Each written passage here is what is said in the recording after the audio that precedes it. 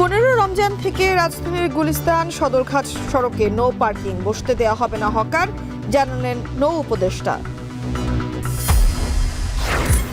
EC থেকে NID সেবা সরিয়ে নেওয়ার প্রতিবাদে কমিশন কর্মকর্তাদের অবস্থান, চূড়ান্ত সিদ্ধান্ত জানায়নি সরকার, বললেন সিএসি। অর্থ পাচার মামলায় খালাস তারেক রহমান ও গিয়াসউদ্দিন আল মামুন, রাজনৈতিক প্রতিহিংসা থেকে হয়রানি, বললেন আইনজীবী। অ্যাপিলেট ডিভিশনের পূর্ণাঙ্গ বেঞ্চ পুঙ্খানুপুঙ্খানু বিচার করে এই মামলায় জনাব তারেক রহমান ও গিয়াসউদ্দিন আল মামুনকে এই মামলার দায় হতে অব্যাহতি দিয়েছেন।